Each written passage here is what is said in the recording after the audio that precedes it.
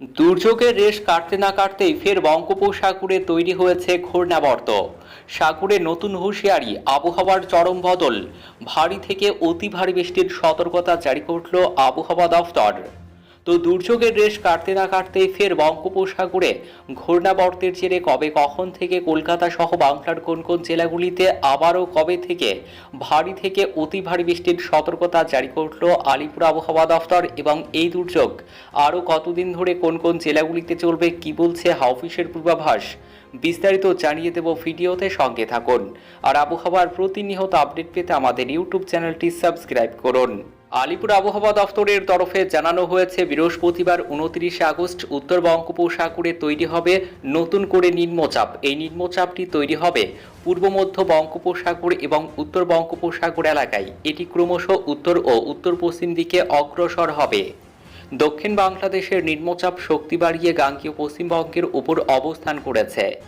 ধীর গতিতে এটি ঝাড়খণ্ডের দিকে এগোচ্ছে।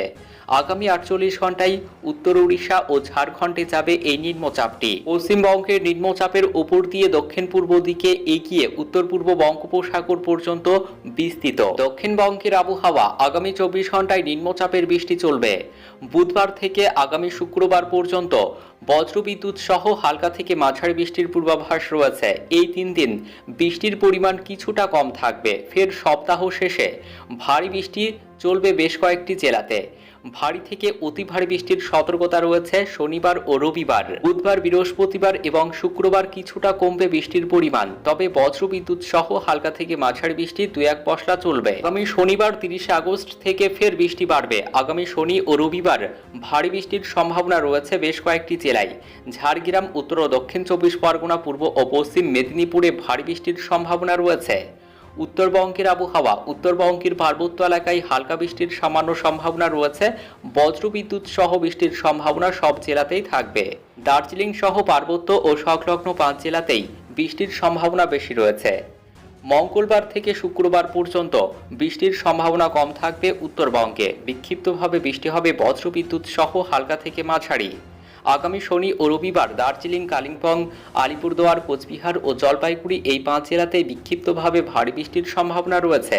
এই জেলাগুলিতে 2-1 জায়গায় 2-1 পশলা ভারী বৃষ্টি হতে পারে।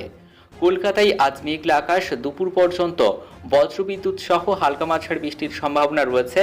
আজ বুধবার থেকে আগামী শুক্রবার পর্যন্ত কমবে বৃষ্টির পরিমাণ।